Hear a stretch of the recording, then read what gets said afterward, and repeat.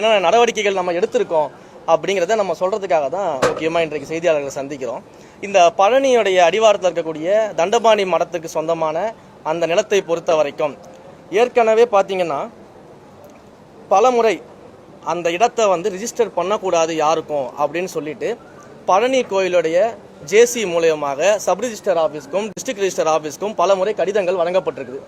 நீங்கள் அந்த கடிதங்கள் பார்த்தீங்கன்னா 15/9/2025, 16/11, 25/12 போன 2025 பார்த்தீங்கன்னா இந்த கடிதங்கள்லாம் நம்ம வழங்கியிருக்கிறோம்.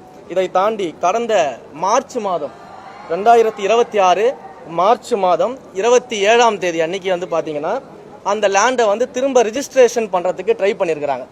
ஒரு ஃப்ராட்லண்ட் சேல் டீடை வச்சு ரிஜிஸ்ட்ரேஷன் பண்ணுறதுக்கு ட்ரை பண்ணியிருக்கிறாங்க. ஸோ அதையும் நம்ம அன்றைக்கி பண்ண முடியாமல் போனதுனால என்ன பண்ணுறாங்கன்னா ஒரு ரெஃப்யூசல் ஸ்லிப் ஒன்று கொடுத்துட்றாங்க. இதை பண்ண முடியாது அப்படின்னு சொல்லிட்டு ரெஃப்யூசல் ஸ்லிப்பு ஒன்று அந்த ஏப்ரல் மாதத்தை 1ஆம் தேதி கொடுத்துட்றாங்க. அந்த ரெஃப்யூசல் ஸ்லிப்பை வச்சுக்கிட்டு அந்த ப்ரைவேட் பார்ட்டி என்ன பண்ணுறாங்க, ஒரு 2-3 பேர் சேர்ந்துக்கிட்டுனா கோர்ட்டுக்கு போகிறாங்க. ஸோ கோர்ட்டுக்கு போயிட்டு ஏப்ரல் 10ஆம் தேதி ஒரு ஆர்டர் ஒன்று வாங்குறாங்க.